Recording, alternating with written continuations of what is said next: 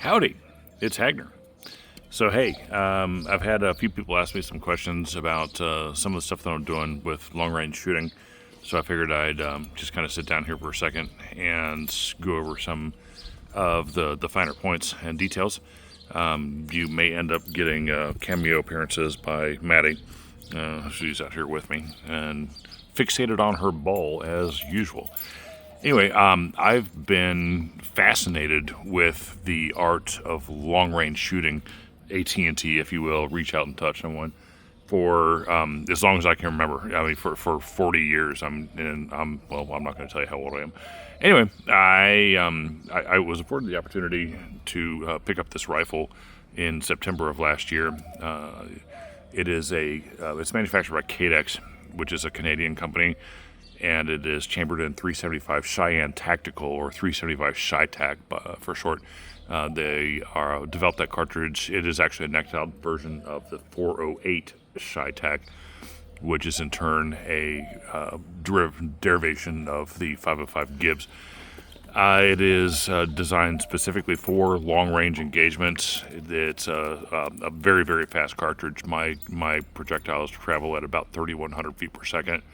And then they stay supersonic for about 2,200 to 2,300 yards, and they have a maximum effective range of about between 3,500 and 4,000 yards. So it's easily a 2-mile gun, and it's actually pretty comfortable to shoot. It's very heavy. The bullets produce a fair amount of recoil, but the muzzle brake that's on the end of the rifle there gives a pretty good reduction in the amount of felt recoil on a shoulder. It is a magazine-fed bolt action with a 2-stage trigger that is adjusted to about 1.5 pounds pull, and everything is adjustable. So you can change the riser height, you can change the length of pull, you can change pretty much whatever you want to shoot it to, or to situate it to any individual shooter and their physical size. Got a monopod on the back, got a bipod on the front, so it has a tripod, very stable platform to be able to line up and shoot. So I've actually had this thing lined up at about 700 yards and had 6 people come in one by one. Each person took a single shot at a steel plate that was at 700 yards away, and every single person hit it. It's an extraordinarily accurate rifle. The rounds that I'm building right now are based on Peterson brass, 141 grains of BV 24N41 powder, and a 377 grain projectile made by Cutting Edge, which they're solid copper. They're individually lathe turned, and they're extremely accurate. I'm realizing if as long as I do my part, this rifle will shoot 0.2 minutes of angle, which means essentially a 0.2 inch group a 1 inch group at 500 yards, or a 2 inch group at 1,000 yards, which is just dumb.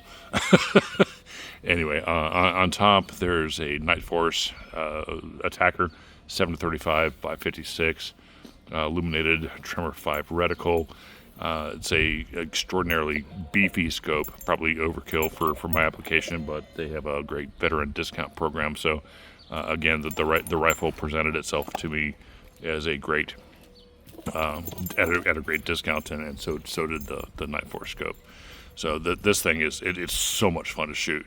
It's if you do your part, it will do its part, and just so much fun. But one of the other questions that's been presented to me has been what is a Kestrel? Folks who have seen some of the videos and shots that I've posted on Facebook or YouTube know that I've used this rifle to shoot at a mile. But as I said a little minute ago, it's actually capable of shooting 2 miles. And there is a challenge in the shooting world called King of 2 Miles. You can look it up on YouTube, where there's shooters who have presented a handful of targets that range from relatively close range, 1,000-ish to 2 miles out. And this rifle is capable of shooting the King of 2 Miles. So One of the things that comes into play is obviously how to set your scope. You got elevation and windage and all that. And Tanya Sajelski asked me earlier today what's a Kestrel. So that's the Kestrel. And I'm gonna kind of scoot over here. So this is a Kestrel 5700 Elite with Link and Applied Ballistics.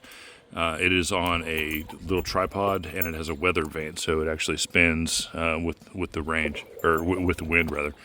And there's it's got a built-in weather station, so there's not much wind, and what little wind there is right now, I'm blocking with my body. But this little turbine will spin, as you can see, with the wind. It'll give you a wind speed, and then the vane will track with the wind direction. And if you turn it around, we'll turn it on here. Hopefully you can see this. The sun is at my back right now. I'm having a hard time seeing the screen. But it's the Kestrel 5700 Elite with Applied Ballistics. And basically what it does is it takes inputs from, there you can see it, it's spinning in the wind right now. It takes inputs from the wind. It has wind speed, it has wind direction, it has compass direction, it has direction of fire. It has temperature, it has humidity, it has relative humidity, and pretty much everything else that you could want in a portable weather station.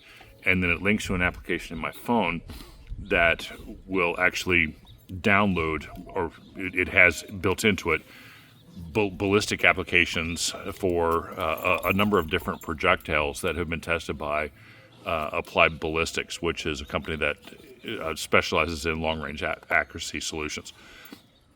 So the long and the short of it is I tell them what this is. So this is a Cadex CDX40, and I give it specifics for the barrel, which is a 32-inch Bartlein barrel. It's a 1 in 10 twist in the right-hand direction, chambered it again in 375 Shytech. And then the projectile, which is a cutting-edge 377 grain MTAC projectile. The ballistic coefficients are loaded in with the Applied Ballistics library. It takes all that stuff into consideration and then applies the true to the moment weather characteristics, wind speed, wind direction, temperature, elevation, compass direction, and all that fun stuff.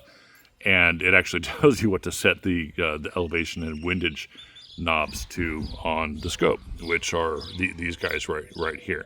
So I was out playing with it with Josh the other day, and it was too windy to get a really good zero solution, but I got close enough to be dangerous at 200 yards to establish a zero that would set a reference inside the Kestrel.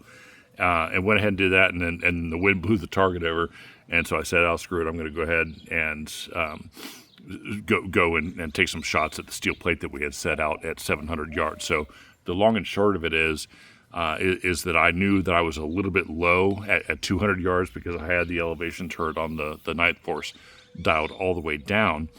And then I just went ahead and said, screw it, and entered the new distance that I measured with a laser rangefinder to the steel plate that we had out at about 700 yards, put that into the solution finder in the Kestrel app.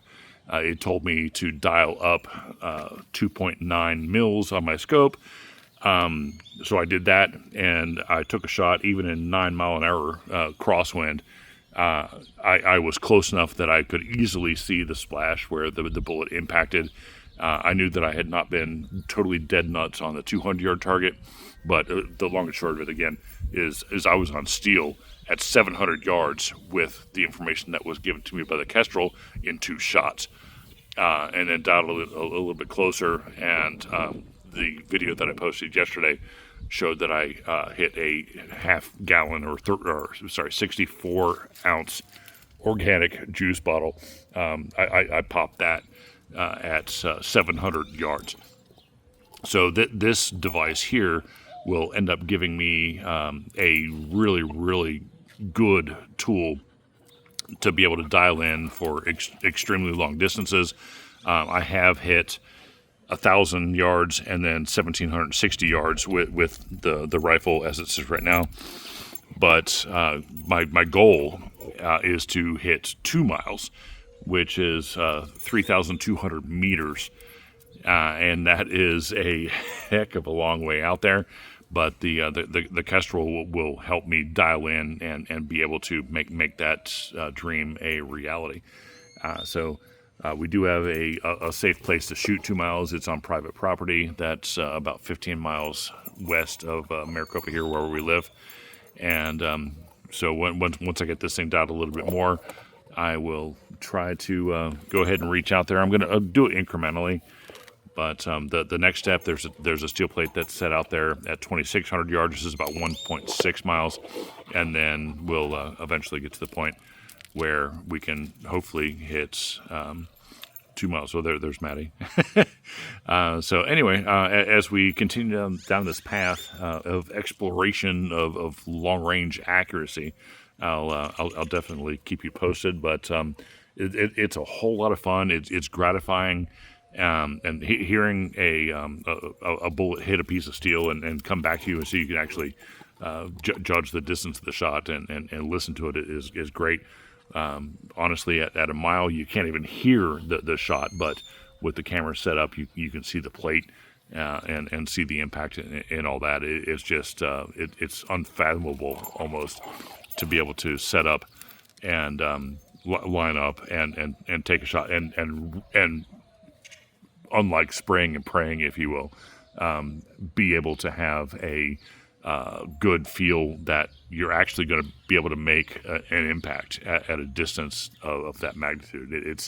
I can't really explain it. It's just it's a hell of a lot of fun. So anyway, I'll go ahead and I'll keep making videos and posting them up as long as people keep enjoying them. But I wanted to kind of give a more of a detailed explanation or synopsis of what we're doing to try to reach out and hit targets that are that far away. So anyway, I hope you guys are having a great weekend, and we'll talk to you soon. See ya.